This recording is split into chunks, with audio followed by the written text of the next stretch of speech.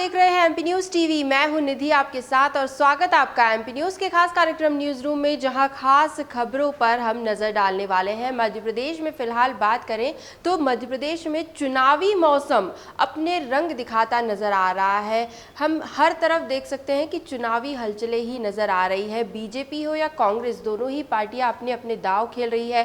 BJP लंबे समय से कांग्रेस पर लगातार आरोप लगा रही है। हमेशा से ये कहा जा रहा है कि कांग्रेस की कमलनाथ सरकार ने अपने वचन पत्र के वादे अभी तक पूरे नहीं किए। लंबा समय मिला लेकिन फिर भी कमलनाथ सरकार ने अपने जितने भी वादों की घोषणा की थी वो पूरे नहीं किए। बात फिर किसानों की कर्ज माफी की हो या फिर बेरोजगारों को रोजगार देने की, और भी तमाम बातें वचन पत्र में कही गई थी, लेकिन वो वादे सिर्फ वादे रह गए।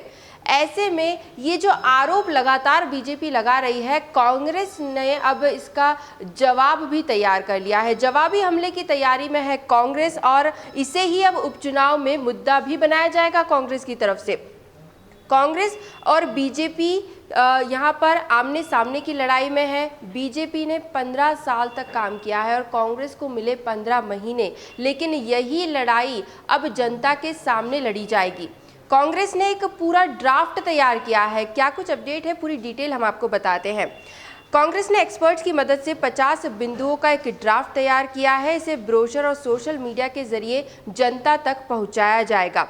बीजेपी के 15 साल के शासन की कमियों का ब्यौरा इस ड्राफ्ट में लिखा गया है। 50 बिंदुओं में बीजेपी ने 15 साल में क्या कुछ नहीं किया, क्या कुछ गलतियां रही, क्या कुछ खामियां रही बीजेपी की, वो इस ड्राफ्ट में कही गई है। और अब इस ड्राफ्ट को प्रदेश की जनता के नाम कमलनाथ का संदेश इस नाम से प्रकाशित भी किया जाएगा। एमपी कांग्रेस की कोशिश है कि जिन सीटों पर चुनाव होना है वहां घर घर तक बीजेपी सरकार की खामियां, बीजेपी की विफलता और साथ ही साथ कांग्रेस सरकार की उपलब्धियां पहुंचाई जाएंगी।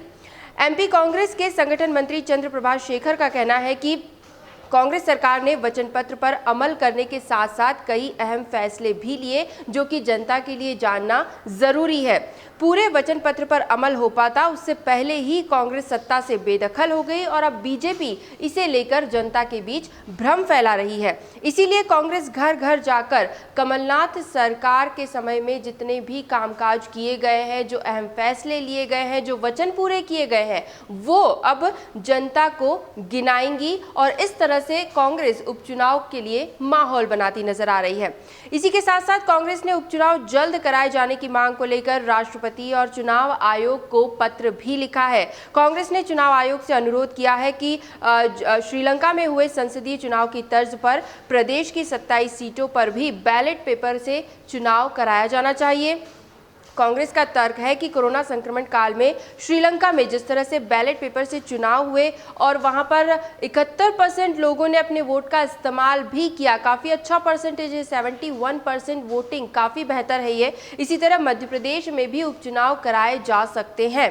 वैसे कांग्रेस की इस मांग पर भी बीजेपी हमलावर हुई। बीजेपी प्रवक्ता रजनीश अग्रवाल ने कहा है कि कांग्रेस को चुनाव आयोग पर ही भरोसा नहीं है और ऐसी स्थिति अगर है कि अगर उन्हें चुनाव आयोग पर भरोसा नहीं है तो ऐसे में तो उन्हें चुनाव में हिस्सा ही नहीं लेना चाहिए।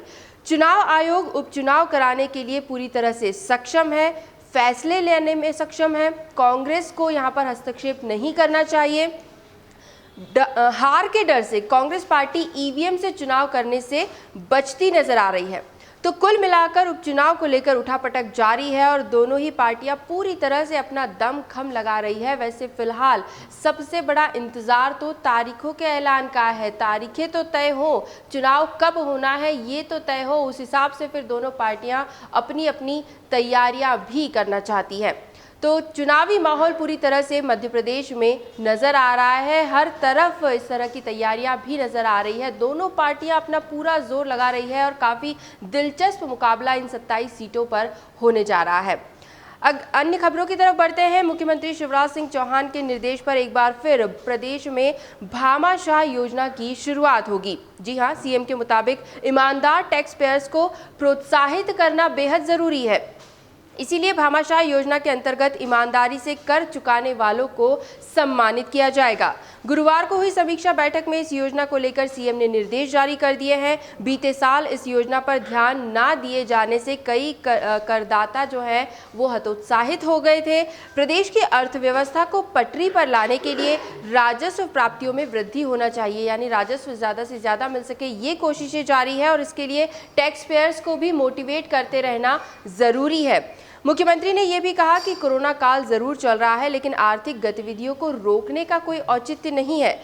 पुरानी रिकवरी करते हुए अनियमितताओं पर नियंत्रण करने के प्रयास प्रशासन की ओर से किए जाएंगे। इसीलिए भामाशाह योजना पर भी ध्यान केंद्रित किया जा रहा है और इसके प्रभावी क्रियान्वयन के लिए सीएम ने स्पष्ट निर्देश जारी कर दिए हैं। अब बात करेंगे कोरोना संक्रमण को लेकर। मध्य प्रदेश में कोरोना जिस तरह से अपने पैर पसार रहा है वो ज़रूर चिंताजनक है। आंकड़ों पर भी नज़र बनाए रखना यहाँ पर ज़रूरी है। आपको बता दें कि पिछले 24 घंटे में 830 नए मरीज सामने आए हैं। संक्रमितों की संख्या प्रदेश में 36,714 तक पहुँच गई है। एक्टिव मरीजों की संख्या फिलहाल 26,902 है और इस आंकड़े के साथ भारत में मध्य प्रदेश 16वें नंबर पर आ गया है। एक्टिव केसेस के मामले में पूरे भारत में मध्य प्रदेश 16th स्टेज पर है। राजधानी भोपाल की बात करें तो 142 नए संक्रमित मिले हैं, वहीं 4 मरीजों ने कल के दिन में दम तोड़ दिया। भोपाल में कुल संक्रमित 7,270, इंदौर में 157 नए मरीज पाए गए हैं। कुल संक्रमितों की संख्या 8,000 के पार पहुंच गई है। इसी तरह ग्वालियर में 89 नए केसेस, कुल संक्रमित 2,748। वहीं पिछले 24 घंटों की बात करें तो जबलपुर में 77, उज्जैन 13, खरगोन 28, बड़वानी में 27, भिंड 17, धार में 19, रीवा में भी 14 नए मरीजों में कोरोना की पुष्टि हुई है। वैसे प्रदेश में कोरोना की समीक्षा के चलते मुख्यमंत्री शिवराज सिंह चौहान ने बताया कि प्रदेश का रिकवरी रेट 73.6% हो गया है। 73.6% रिकवरी रेट, जो कि काफ़ी अच्छे संकेत है। लेकिन रिकवरी रेट अपनी जगह है और कोरोना का संक्रमण जिस रफ्तार से बढ़ रहा है वो अपनी जगह है, इसलिए गाइडलाइंस का पालन करते रहना अभी भी ज़रूरी है। इसी के बीच लॉकडाउन जो है वो सप्ताह में केवल एक दिन, रविवार के दिन रखा गया है। वहीं रात्रिकालीन कर्फ्यू भी अभी जारी रहेगा, रात 10 से सुबह 5 बजे तक। वैसे जिलों की विशेष परिस्थितियां होने पर राज्य स्तर पर अनुमति लेकर ही लॉकडाउन के संबंध में कोई अन्य कार्रवाई की जा सकेगी। स्थानीय प्रशासन अगर कोई निर्णय लेना चाहता है तो पहले राज्य सरकार से अनुमति लेनी होगी और फिर जिला स्तर पर कोई निर्णय लिया जा सकेगा। अंत में बात करेंगे प्रदेश के मौसम को लेकर तो मौसम विभाग के अनुसार फिलहाल जो सिस्टम मध्य प्रदेश में सक्रिय था उसकी गति बहुत धीमी थी और यही वजह है कि प्रदेश में बारिश तो हुई लेकिन उतनी अच्छी नहीं हुई जितनी की उम्मीद की जा रही थी। ये सिस्टम एक ही दिन में प्रदेश को पार कर गया। अब आगे नया सिस्टम 9 अगस्त को बंगाल की खाड़ी में बनने जा रहा है, जिस पर सारी उम्मीदें टिकी हुई है कि वो प्रदेश पर मेहरबान होगा और अच्छी झड़ी बारिश की यहाँ पर देखने को मिल सकेगी। अब तक अगर प्रदेश में मानसून की स्थिति देखें तो ग्वालियर चंबल संभाग के जिलों में सबसे कम बारिश हुई है। ग्वालियर चंबल संभाग जो है वो सूखा सूखा सा नज़र आ रहा है, लेकिन अगले सप्ताह रीवा और ग्वालियर संभाग के जिलों में अच्छी बारिश की संभावना है। पूर्वी और पश्चिमी हिस्सों के अधिकांश जिलों में अगस्त के शुरुआती दिनों में हल्की बारिश ही देखने को मिलेगी, लेकिन जो नेक्स्ट 15 डेज होंगे उसके वहाँ पर अच्छी बारिश देखने को मिल सकती है, लेकिन जो शुरुआती दौर है वो बारिश का धीमा ही रहेगा प्रदेश में। तो एमपी न्यूज़ के न्यूज़ रूम से फिलहाल यही अपडेट्स। लगातार और भी खबरें और भी जानकारियाँ एमपी न्यूज़ पर आपके लिए बनी रहेंगी। बस आप बने रहिए हमारे साथ और देखते रहिए एमपी न्यूज़। धन्यवाद। एमपी की नब्ज, एमपी का हाल, मध्य प्रदेश की हर खबर एमपी न्यूज़ टीवी के साथ। लगातार खबरों के लिए सब्सक्राइब करें हमारा YouTube channel MP news TV. Latest updates के लिए बेल आइकन दबाना जरा भी न भूलें।